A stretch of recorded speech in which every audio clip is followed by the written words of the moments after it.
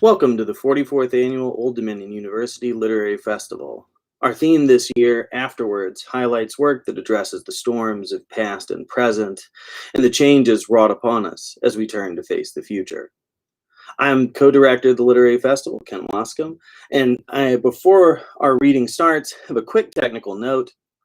Facebook, where this event would also be streaming, is currently down or experiencing some kind of technical difficulties. So we are streaming live to YouTube. Hello to everyone out there watching. Thank you for being here.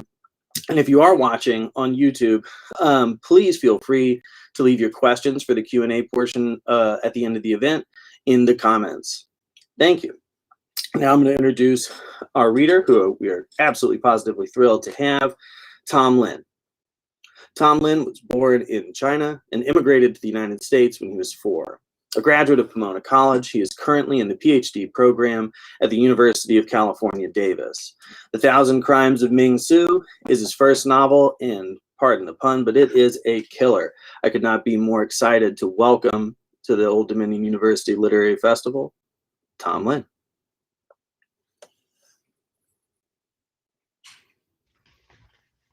Thanks so much for having me, Kent. When I first heard about the theme for this literary festival, I got so excited, because I think it's such it's such an alluring concept, this concept of afterwards. I am also coming to you live virtually from my childhood bedroom at my parents' house. I'm staying here for the weekend in New York, so in a way, there was no afterwards from this bedroom.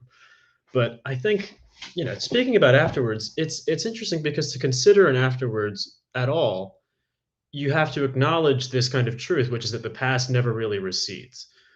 That always the past is structuring our present and it's crystallizing our future. Ming Su is this, assassin that's hell bent on revenge. And when we first meet him in the book, we find him alone, heading west from Salt Lake. So these next chapters are from the beginning of the book. 1. For a long time, it had ceased to trouble him to kill. The town of Corinne was behind him, together with its gambling dens and saloons and bars full of angry men. Not 2 hours ago, Ming had killed a man, and already in his mind the memory of it had begun to give way to the fire of imagination. In perhaps a day's time, he would come round the northern horn of Salt Lake, and the monstrous shimmer of the railroad on the horizon would draw near and become visible as iron and wood. For now, only the lake lay before him. At length the sun dropped to the surface of the lake and pressed a while against its own reflection before slipping under. Ming made camp and kindled a fire, took off his boots, brushed what seemed thousands of crushed brine flies from his socks. The smell of rot tinged the air.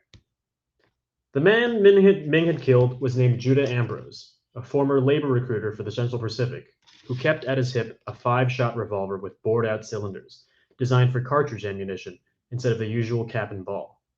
Ming had seen such a weapon before, but had never weighted one in his hands, until that moment when he stood over Judah's crumpled body and hefted the dead man's gun. It was still warm when he picked it up. The hammer had been left cocked, its trigger waiting for the pressure of a finger. Judah's finger. He had gotten a shot off before Ming killed him, but the round had gone wide, missed him by 1.5 feet. Now, as Ming sat by his campfire, he swung out the cylinder of Judah's revolver and counted 4 live rounds and 1 spent. The gun was worth a lot of money, and he would keep it, even if he could find no more rounds. Now he turned the gun from side to side in the thin moonlight, and watched his reflection on the blue steel barrel skew and warp. As the fire burned, the logs blackened to charcoal and then to ash, and the moon sank beneath the horizon and morning cut into his reverie. He thought he had slept, and this was enough. His mouth thick with thirst, Ming drained the last of his canteen and began moving again. Before noon, he was but 1.5 miles from the head of the Union Pacific.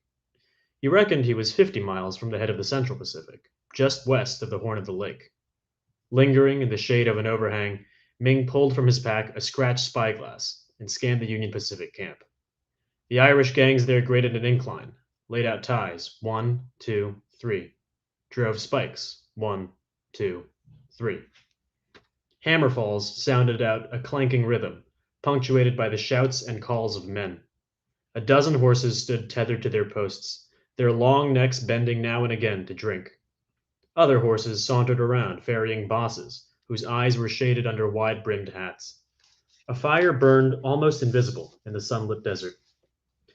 Ming set down the spyglass, spat on his thumb, cleaned front and rear lenses as best he could. He sighted the scope and found it no clearer, then pointed it out west, tracing possible routes across the barrens. He would need a horse. Ming glassed the camp once more.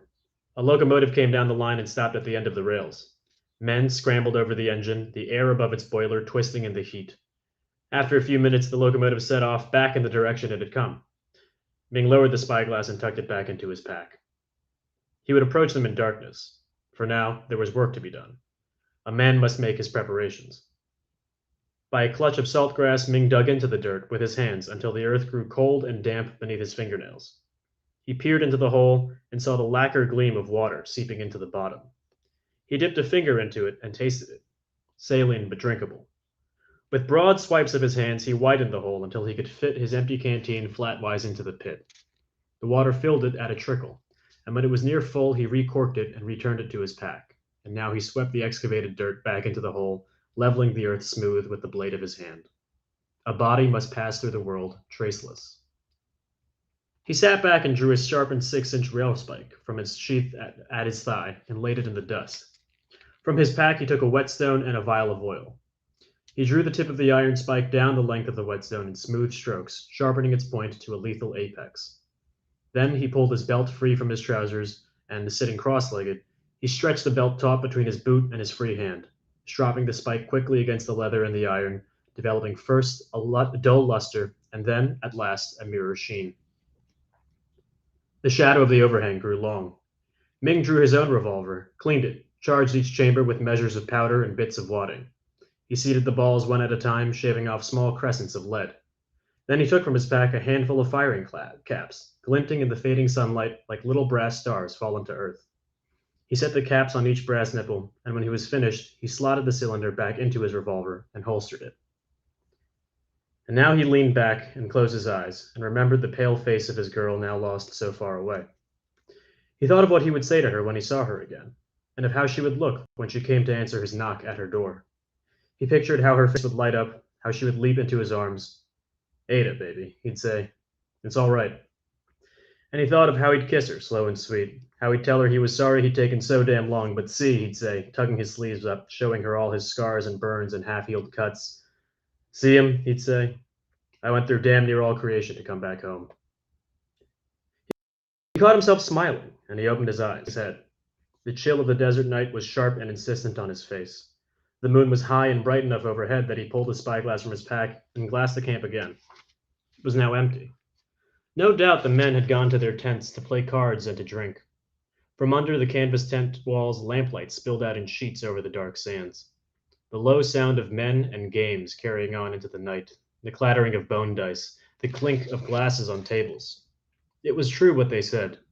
The Union Pacific hired anyone, as long as they weren't Chinese. Veterans and gamblers and thieves laid these rails. At length, the lamps were snuffed out, and one by one the tents went blue dark. When Ming was certain the men had all gone to sleep, he put away his spyglass and set off toward the camp, tireless and silent, arriving a half-hour later. A waxen gibbous hovered low above the horizon. The gang horses stood mute and still where they were tied, saddles leaning up against the hitching posts. Ming stole up to one, untied the animal, saddled it. The stars wheeled above him, and glancing up, he found west and spurred hard. The rails beside him flowed as a pair of smooth lines, and then fragmented into a blur of half-driven ties, loose spikes, gleaming lengths of iron. And then the rails were gone, and there was only the desert whipping past, and he rode westward out onto the salt flats, white and ancient and deathless. 2. When morning came, Ming halted his horse and dismounted, and with a sharp slap to its hindquarters, he set the animal off.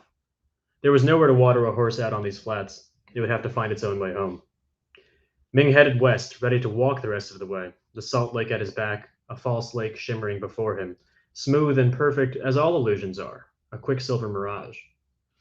With each step the mirage ebbed, and as the glimmering tide receded, it left behind salt flats that were soft and gum-like underfoot. The salt clung to the soles of his boots, weighted them down, and every quarter mile or so he stopped to knock off the white salt paste that accumulated. The sun lurked gray and obscure in a hazy sky. He thought he heard the trills of tanagers and flycatchers, but none flitted past. Nothing breathed on these flats. To the northwest, there was the melody of hammers ringing on iron, the crew working at the head of the Central Pacific. The peals of their blows skimmed the surface of the mirage, unattenuated by distance, as if the men were but yards away. He had blacked his cheeks with soot, but still the glare of the nacreous plains scalded his eyes. James Ellis, his next target, would be there, and the prophet as well. His old comrades in labor would be there too, though he could not now remember their names, if he had ever known them. On these shifting flats, man's capacity for recognition functions only at scale. The look of a mountain range at distance, the hills and valleys swelling and receding, the painted sky. But the landscape drawn close to the body becomes vulgar and inane, hard and flat and full of consequence. And among the sun-scrawled shadows of sagebrush and saltgrass, one finds all things eroding, even one's capacity for marking time. These geologies are older than breath. Ming hadn't slept in nearly a day. His eyes felt rough and inflamed, but he was not tired. It was a sensation he knew well. When he had first arrived in the Sierra Nevadas nearly 2 years ago, he was struck snowblind for a week, his eyes scoured clean by sunlight. Here, on these salt barrens, a new snow blindness was forming. No shade for 100 miles. He stopped and drank a little from his canteen. It was almost empty. He squinted into the west for a moment, and now, as he began to walk once more, he closed his eyes. On the insides of his eyelids, he saw a ghostly photo negative, black horizon pressed close to a gray-white sky. Eyes shut, he walked, and went wandering in memory. He felt Judah Ambrose's gun jostling in his pack, a new and unfamiliar weight. It had taken him time to track him down, weeks and then months moving through the shadowed husks of towns, asking questions in low voices to the rough men who passed dusty through these western drynesses. Ambrose had gotten a head start. Word of Ming's escape had preceded him, far into the east, and Ambrose was long gone from Reno by the time Ming had come down from the mountains. But a bastard like Ambrose left traces, as a serpent casts off his clouded skin. From a war veteran in Wadsworth, Ming learned that Ambrose had taken a new name, left his post with the Central Pacific to go east, though where he didn't know. And from a railman in Lovelock, who was so drunk he could scarcely stand, Ming heard that Ambrose, now hiding behind the name of Theodore Morgan, had contracted 4 dozen war vets in Corinne for the Union Pacific. By then, it had been long enough that Ambrose had let down his guard. He had taken his commission gladly, rolled into town flush with new wealth, spent it on whores and bottles of whiskey until his funds ran out. And then he switched to cheaper whores and rotgut instead of whiskey, opened tabs at every bar in town, drank them dry until he became the most abhorred indigent in Corinne. Ming found him in the last bar that would suffer his patronage, his head slumped in his hands at a table with a half-drained bottle of whiskey and his gun beside. "Ambrose," Ming called, and when the man raised his head, his face blanched. His hand flew to his gun, and he squeezed off a shot, but he was drunk and sloppy, and so his shot went wide. Ming had answered with 3 shots in Ambrose's chest, planted a boot on his throat, and asked him where they were. Ellis, Dixon, Kelly. There was blood running out of him onto the floor, and his expression was one of terror blunted by drink, almost childlike in its purity of fear. It was hard to believe that this small and wretched creature dying beneath Ming's boot was the same man who had been responsible for so much of his suffering. Ambrose told him Ellis was still working the head of the Central Pacific, and Kelly had been made a judge in Reno, last he'd heard. But he didn't know anything of Dixon, hadn't even heard his name in a long time. It was the truth, he said. He swore it. Ming had expected Ambrose to curse at him, or fight harder, or muster some sneer of defiance. But in the end, he was only afraid. "Thank you," Ming said, and reaching down, he opened Ambrose's throat to the world with the point of his sharpened railspike. No one spoke a word to Ming as he left town. He opened his eyes for a moment now, and instantly the lucent landscape seared itself into his vision. He could not tell how far he had come since he loosed the horse. His eyes burned, and he knew he needed to rest for a day if he was to avoid total blindness. He walked eyes shut for hours more, his mind in a state of deliberate emptiness, an excruciating not thinking. But there was no darkness to be had, even behind closed eyes, only a milky field of light. When he opened his eyes again, hours later, it was mid-afternoon, and in spite of himself, he could not help but stare directly at the vast disk of the sun slipping earthward. The day had grown dim. In the distance, Ming could make out a stuttering of rock, and beneath it, mouths of caves. He would make camp there for the night. So one of the things that I wanted to think about when considering this theme with this book is the ways that this book helped me think about the ways that we can access the past, the way that the past is sometimes denied to us or given more freely. And I mean, when I say past, I mean even beyond our own past, even beyond last week or last year, or even our childhoods. But I also am talking about the pasts that have come and gone long before we even breathed, in whose long shadows we have always already been stationed.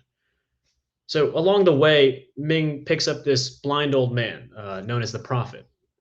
They know each other from their time spent working on the rails. So the Prophet has this kind of supernatural gift, which is that he's genuinely clairvoyant. He knows the time of every man's death. But the thing that he lacks is memory. He can't remember his past at all, and he has to be reminded of it whenever he interacts with someone new. So this is two chapters, a little broken up, but this is the Prophet and Ming walking toward their next location. 6. You ain't remember me. They sat by the dying remains of a fire kindled from dry skeletons of sagebrush and short lengths of greasewood. They had ridden all through the night and the bright day afterward, and made camp where sunset found them. Ming prodded the embers with a twig and looked at the Prophet, gazing sightlessly up at the stars. No, the Prophet agreed. He regarded Ming with clouded eyes. Did you think I would? Suppose so, Ming said. Well, if you ain't remember me, why'd you come with me? I knew that it was necessary. The Prophet's face was at once ancient and ageless. Though time had marked its hours and days upon the old man's sun-hardened visage, it hadn't found any purchase there. He was as living stone, and when he spoke, the years vanished from the gaunt hollows of his cheeks and the sunken pits of his eyes, as flies rise from the back of a sleeping beast who has begun to stir. Here was a man unburdened by memory, a man for whom the unspun threads of the future were as bright and as clear as the past was for him vague and frayed. Tell me what you hoped I would remember, the Prophet said, his voice clear and untroubled. Hell, Ming said. For a moment he felt as though he were a child again, tongue-tied and mute, full of words never to find expression. He looked down at his hands, interlaced his fingers. In the fire pit, the embers undressed themselves again and again in cascading sheets of ash. The air was cold and hard.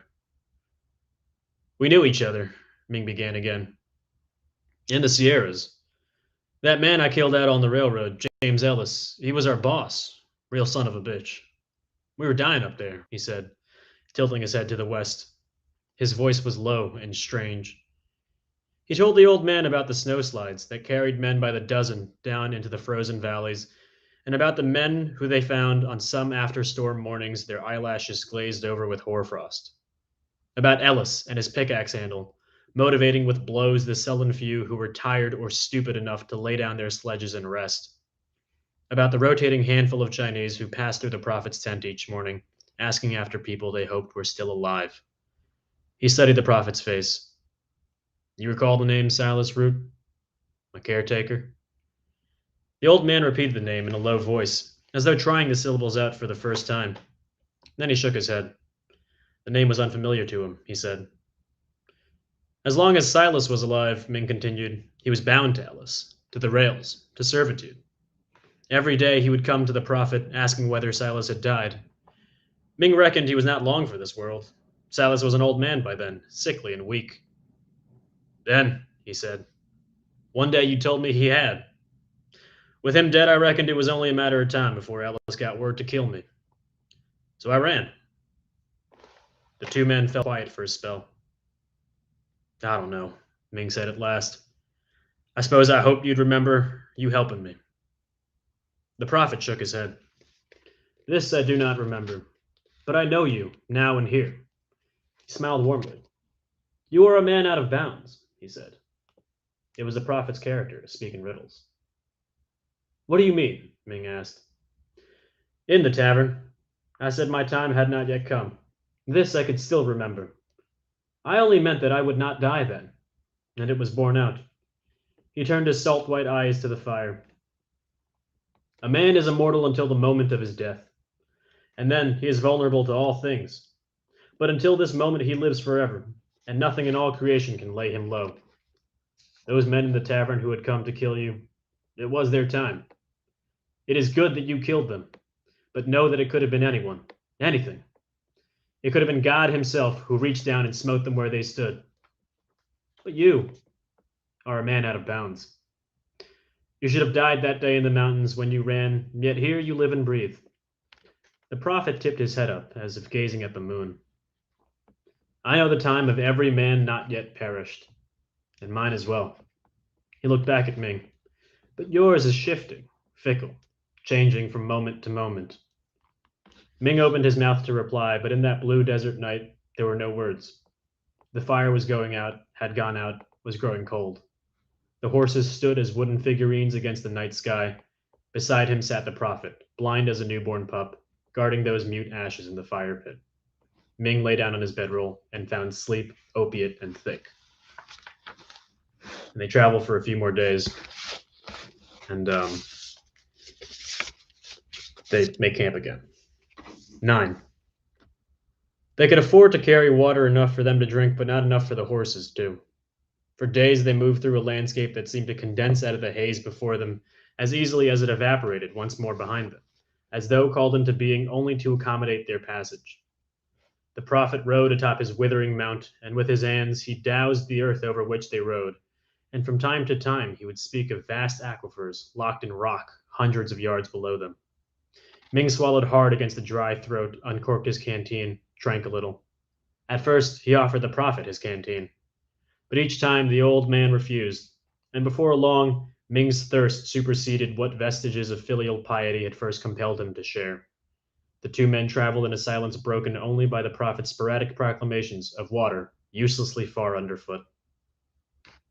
By now the horses were little more than articulated frames, wrapped in hide, but dutifully they lumbered on, their strides growing shorter, their heads hanging lower to the ground with each hour.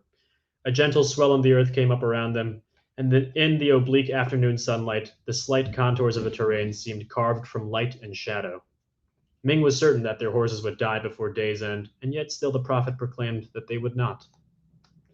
The evening overtook them, the moon not yet risen. They continued on. Shortly after moonrise, their horses stopped and would go no farther.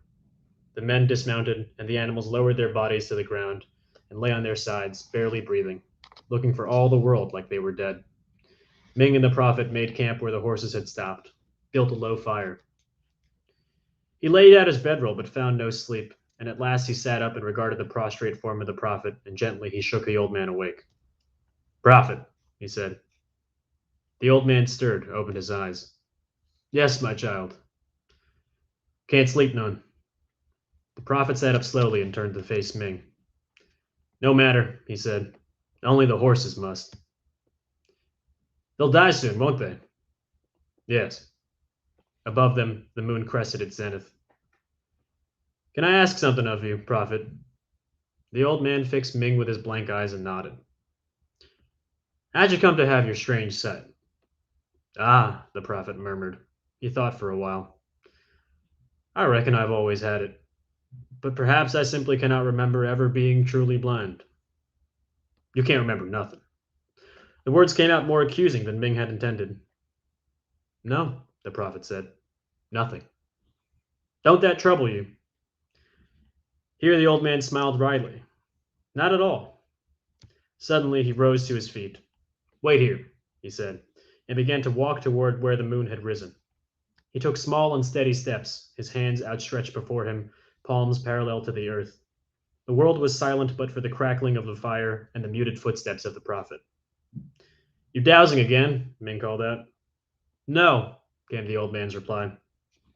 Against the star-shimmering sky, the silhouette of the prophet stooped to pry something from the dirt. When he returned to the fire, he was holding a small black disk, ridged in tightening spirals. A fossil. Take this, the prophet said, and heft it in your hands. Ming obliged. He ran rough fingertips over the crenellations of stone, brushing the loose dirt free. The prophet sat down beside him. It's a shell, Ming said. Not quite, the prophet said, taking the fossil back. But it once was. He turned his face to the fire, and his milk-white eyes gazed down through the earth as if past immensities of groundwater clear to the southern sky. "This is not a shell," the prophet proclaimed. He turned the fossil over in his hands, firelight sliding across its slick faces. "It is stone that has taken the place of a shell, the form of a shell, meaningless shape, a remnant. The creature what made this shell was extinguished eons ago, but the earth retains its memory. Life out of bounds, unthinking stone remembering life." Now the prophet turned to the stars. "Here was once a shallow sea." His sightless eyes seemed to sparkle with a light filtered through antediluvian fathoms. He closed his eyes and exhaled slowly. "You ask me whether it troubles me that I cannot remember."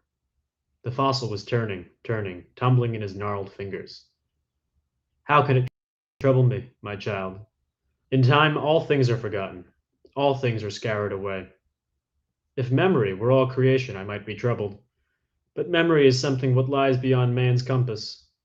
The earth bears witness to all things, testifies to time beyond time, the works of men and beasts alike."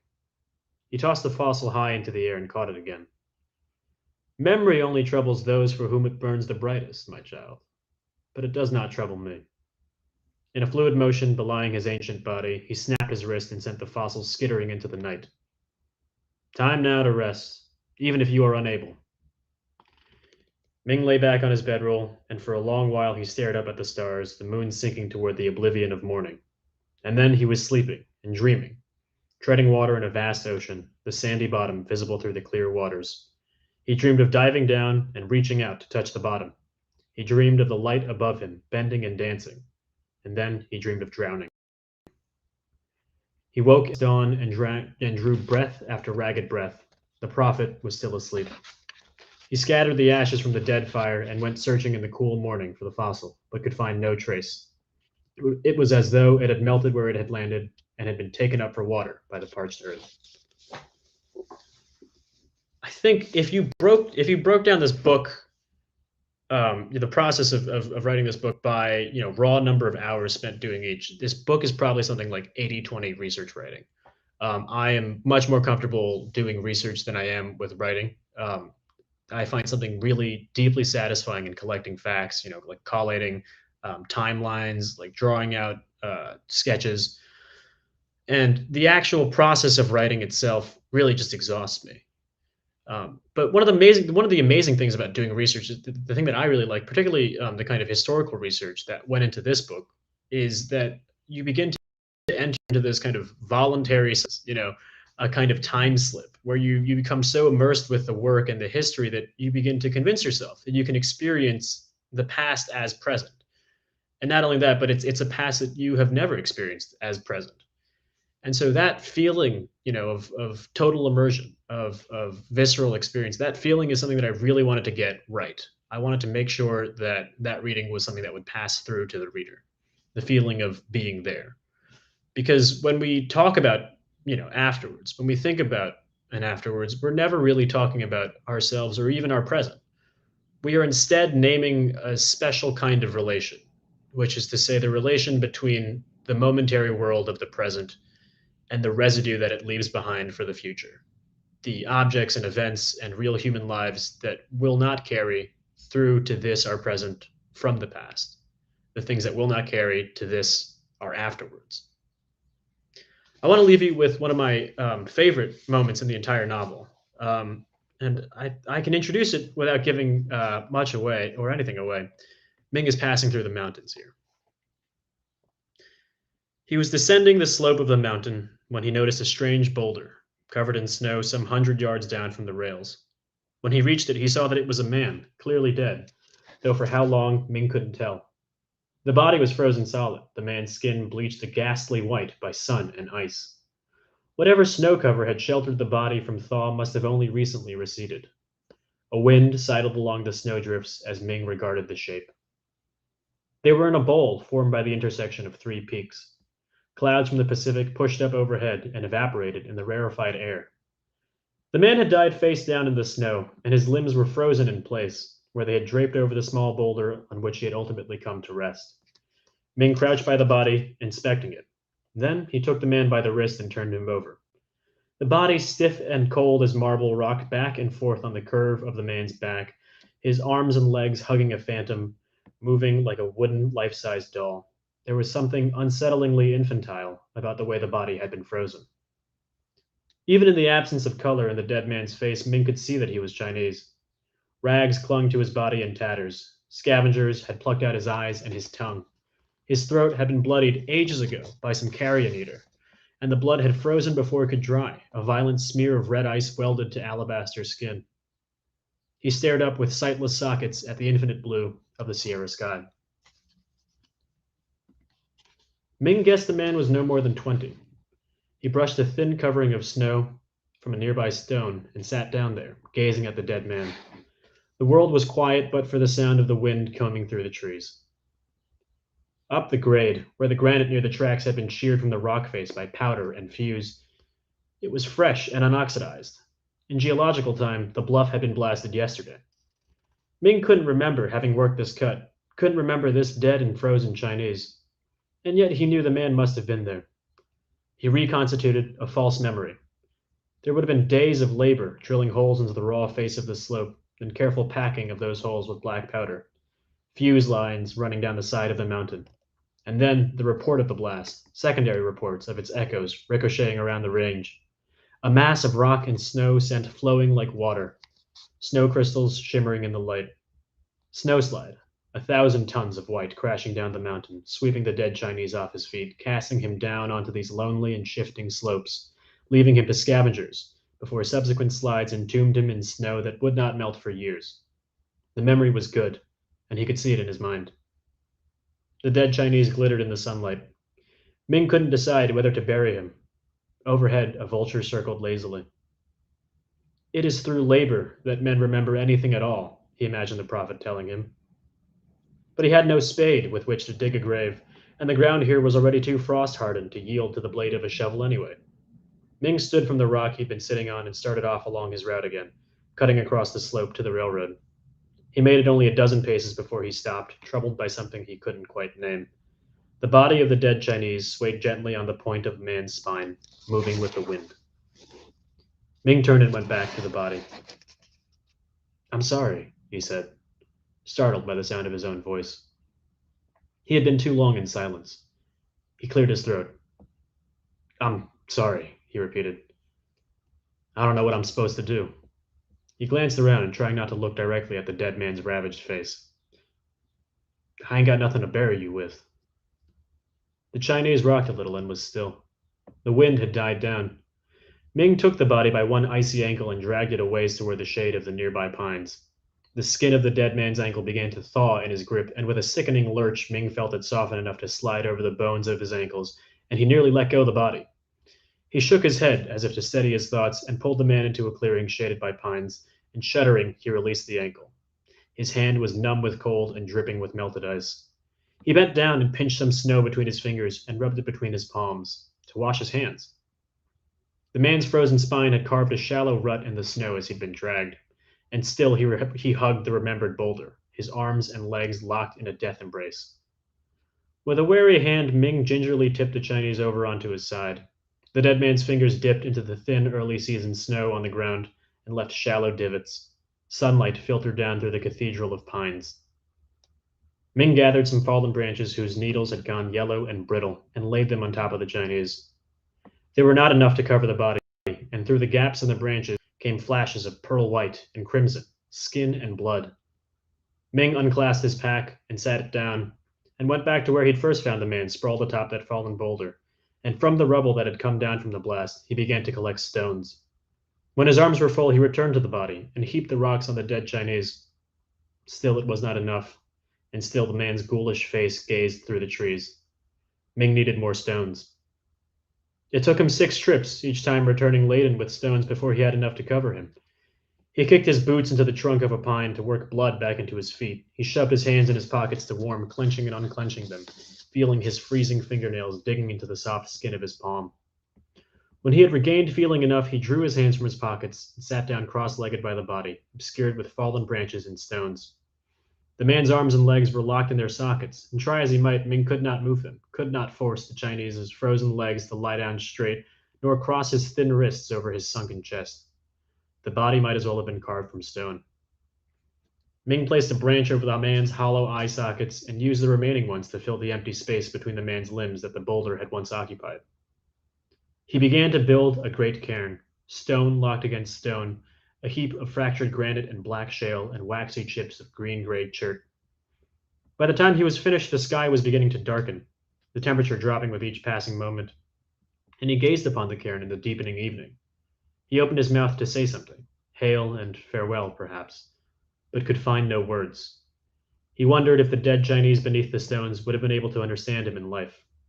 He wondered if the dead Chinese had family across the sea, waiting for word of his successes. And he wondered if the dead Chinese would have thanked him for dragging his body into the forest, for heaping him with stones, for standing now mute and pale over his frozen corpse, at last bearing witness to his death. To die nameless and unremembered, and unmourned on a frozen embankment in a land far from home. What was it the old man had said on that distant shore? Ming stretched his frozen hands over the stones in the failing light, breathing vapor into the chill night air. Return, he murmured. Thank you.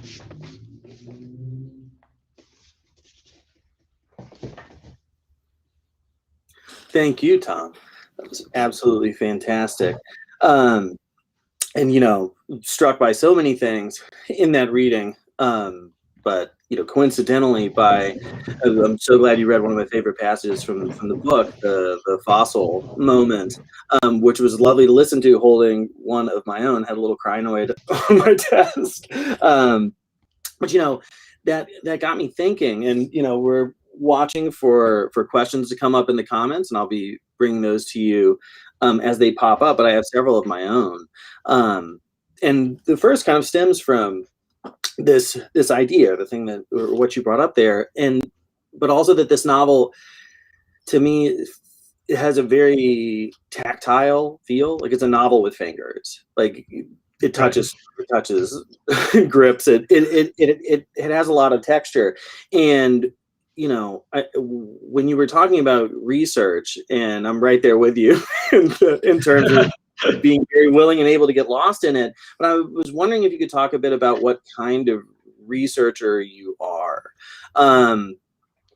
In my experience, I've run into a lot of folks who write about the distant past who have a very experiential research style. Like they'll hit the archives, they'll crack the books, but they also feel like a real strong need to like hop on a horse and like prime a black powder rifle. And I'm not quite there. I like to be in the library, but I was wondering, did you do any of that kind of stuff, or are we in the books? Yeah, absolutely. I am exactly one of those very experiential researchers, if only because it gives me an excuse to kind of go cool places and ask kind of bizarre questions.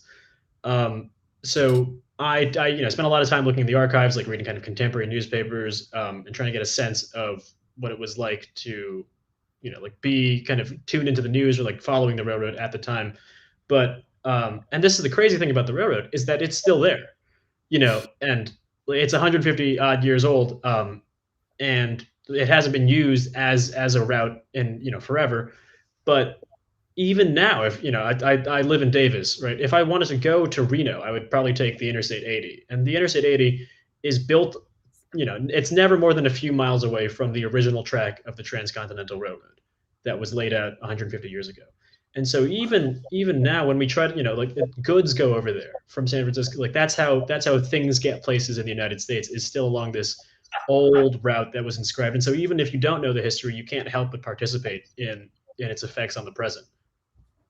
And so I went to all these places. I like drove, took pictures. One of the nice things about working in the genre of the Western is that there are plenty of other people who are really obsessed with that time period of history. And there was one kind of roadside antiques shop that I found in South Dakota, where they had a replica of the gun that Ming uses. And I even, I stood there and like fiddled with it and pretended like I was going to buy it, but it was $300. So I just took a bunch of pictures and like took notes. I wasn't like committing that hard to it. But it's exactly, I think it's that kind of thing that doesn't come through in archival research, which is the materiality of it. And I think the landscape is so material. The hardship of the Western is so visceral and so close to the body that I think it felt necessary that I go and experience those things myself. Absolutely, absolutely. In that research, whether archival or, or experiential, a two-part question, because this is another thing that gets me, and I know some other writers have run into this problem, but when we find like really startling and surprising things in research, and I was wondering if there was something that stood out for you as shocking or interesting, or whatever it might be, or that just lit you up creatively. And alternately, is there anything that you absolutely were just enamored with that you had to leave out? Yeah, I mean, those are great questions. So the first one, is I was reading a bunch of sources on the drilling of the tunnels through Donner Summit in the Sierras, and when and you have like all these different kind of numerical data, and you have all this stuff that you can kind of piece together, and you have accounts that were written that would have been accounts of the people there. And I think for me, when I finally had the whole thing together, it was such a haunting image that like it troubled me for days, which is that these men would go in, and I'll describe the whole thing to you because maybe you'll find it as bonkers as I did. So they didn't have power drills, right? So the way that they had to drill holes into the granite, hardest rock, one of the hardest rocks there is, so that they could lay black powder into those holes and then blast the tunnel. And so first of all, they're doing this in near total darkness, right? Because as soon as you dig a tunnel, even a couple feet into the mountain, it gets very dark. They're doing this in wintertime in the Sierra Nevadas, where they get 40 feet of snow a year. They have tiny little lamps that they're carrying that sometimes would go out, and you would not only be able not to relight it because of the wind and the draft, but sometimes you would lose the whole thing entirely in the darkness. And it's not just you; it's a bunch of other teams working on this face in this tunnel, and you have this, so you could either be the one with the 6-foot long iron rod, or you could be one of the two guys behind him who have sledgehammers who are hitting a target about the size of a $50, in near total darkness again and again, and you're just hoping that they don't like take your head clean off or like smash your hand. And after you do that whole thing, you have to go stuff explosive into the hole and run. And that they did for 10 to 12 hours a day, 7 days a week. Oh my God. And so it's that kind of like, and so that I was, as soon as I kind of got that, I was like, my goodness, like this, I can't leave any of this out, any of that feeling. And something that really enamored me that I couldn't include, I think I got it all in there. I think I'm very precious with my research. I love every little fact that I got. I think I managed to get everything in there. And I think, possibly even to the detriment of narrative, but I think every fact that I got that was cool, I managed to fit in there, and thank goodness for that. That's awesome. No, I mean, it is a ripping yarn. I mean, that's one of the things that, I mean, beyond the depth of feeling and emotional resonance and historical significance, and what you're both awakening and reckoning with of our past and the echoes of it in the present are remarkable. But this is a novel that moves for everyone out there listening. It's fabulous. You'll just kind of have to lash on and hang tight. Which brings me to another question, and that's, as you said, like the West, or the idea of the West of the United States, and the Western as a genre is one that's it's a rich field, and for better or worse has its adherents and fans and practitioners. And something I've noticed, or that struck me lately, is kind of the formation of some different camps, or maybe even approaches to telling Western stories.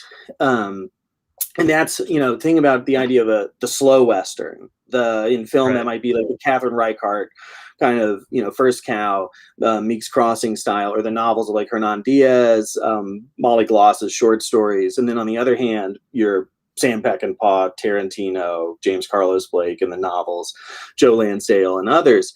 And if you are and have no interest in being dichotomized in that way, or even genericized in the Western, tell us about it. But taking those two possibly false dichotomies done, do you see yourself in either of those camps, or maybe this novel is a bridge between them? Yeah, I mean, I think I definitely love action. I mean, I love a story that gets up and just keeps going. And I think one of the main obligations for a writer telling a story is that it has to be a good story. Like it has to go somewhere. Things have to happen.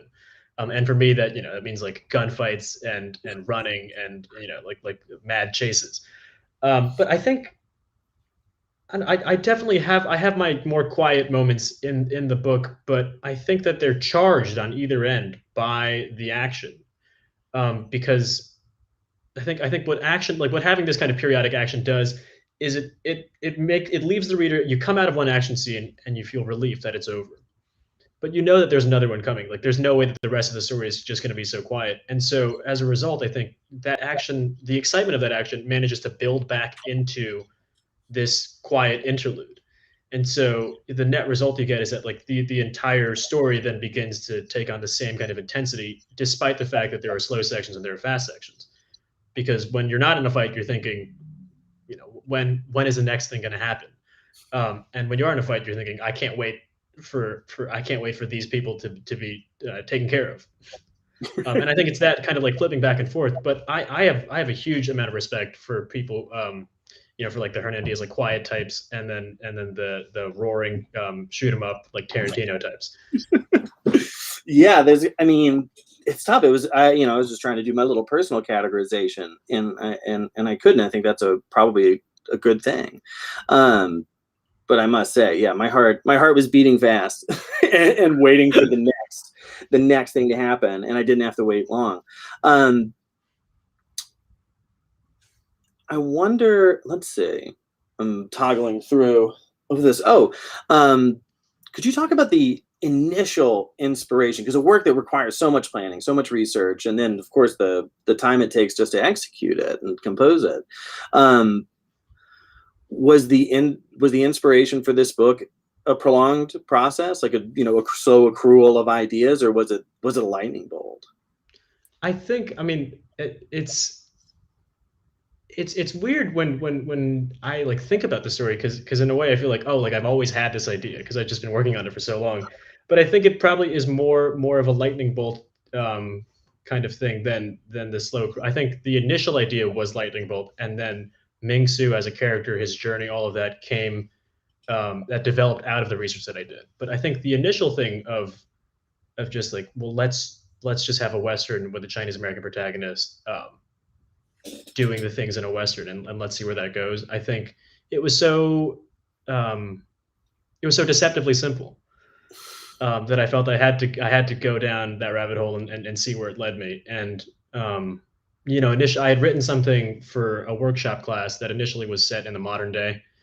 Um, and one of the items of feedback that I got was that it wouldn't take that long for him to just drive to where he was going. So I thought, well, I might as well just put him on a horse, move it back into old Western times, and see where that goes. But I think having the root of the idea, this germ, as a lightning bolt, and then being willing to follow where the research took me, being willing to strike things that were historically impossible, so that I would have more latitude to introduce supernatural elements, or parts that are just kind of plainly impossible. I think is I really feel that the story, I was in a kind of a conversation with the story as it developed, rather than I was just putting something down. Fabulous. That's definitely, yeah. I feel that myself, right? It's a continual process that we're dealing with this thing. Oh, and we have a question coming up in the chat. Research-wise, was there any instances of experiencing to some degree the elements mentioned in the reading? In this case, altitude, cold, and snow. Those feelings, like we talked a bit about experiential research, but and I mean, I agree with the commentator that felt lived in. Did you do the Volman thing and like tent out? Yeah. I mean, so every year before the pandemic, for a couple of years, my dad, who lives in China, he and I go on like a multi-day backpacking trip, which is a great opportunity for us to get into a huge fight. But it's also, but we have a lot of fun. We take a lot of pictures, and it's usually high altitude. And so I had a lot of familiarity with just being unbelievably tired and kind of mad at being so tired, because you have no idea where your strength is going, but you're just absolutely sapped. Um, and kind of mapping that mountain experience back onto the West Coast, I think was a pretty weird translocation. But I eventually did make it out to Donner Summit in February. We went for my very patient girlfriend went with me. Do you want to go just tromp around in the snow? It's 10 below. Birthday present. But I remember we got out of the car, we made it up the snowbank. I had my camera and everything, and I took a step and I went in straight up to my hip. And I thought, well, maybe that was just a sinkhole, and maybe the next step will be like calf height. And I took the next step and I went right in up to my hip. And we managed to make it into the tunnels. After a lot of things, we discovered that the tunnels are actually paved with the slickest ice you can imagine, probably on the planet, which is just built up by water that drips down through the top of the mountain into the tunnel. And so we were, like holding onto the walls. And as I was holding onto the walls, trying to like catch my balance, I realized that there are still the open boreholes of some of the drills that they did, because of course when you blast the hole, it doesn't take the hole with it. It cleaves a section of rock.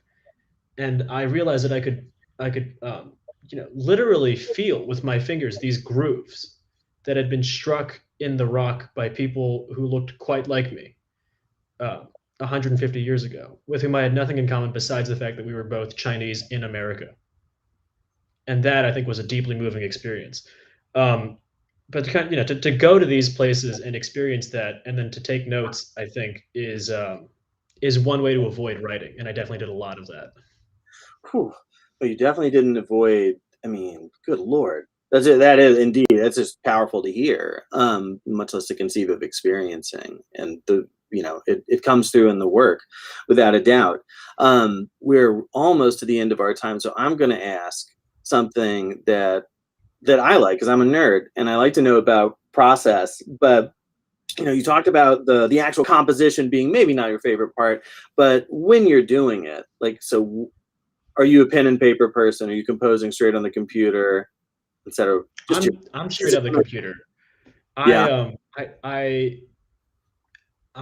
an effort to avoid writing, I will often turn to contrivances, which is, I think, the correct term for what I do, which is develop kind of really arcane processes that I convince myself will like reduce distraction and force me to write. I have a beautiful baby blue IBM Selectric typewriter from like 1976 or something, that I paid way too much money for, and it weighs like 100 million pounds, and Yeah. it's so it wakes the cat. And I would use it, and then I would say, like, oh, I've got now 6 pages of great stuff, but I was still gonna have to put it into the computer, and it was functionally no different from just typing on the computer. And so I think I was like, I had a notebook, I would like keep notes in the notebook, and then I would transpose them, and I kid you not, onto the notes app on my phone, and so I finally I was like, all right, like I need to level with myself. Like, these are just time wasting strategies. Like, you got to go and write the thing. And so yeah, I'm just a computer kind of guy. But I recently was at an event that Lauren Groff did, Fate and Furious, and she has that new one, Matrix, and she was like, I write everything in longhand. Yeah. And I was like, that's the most insane thing I've ever heard in my life. Yeah, it's bananas. She bought a beautiful typewriter too. I saw the other day. I think it's a purchase that every every writer eventually makes, and I think maybe regrets a little.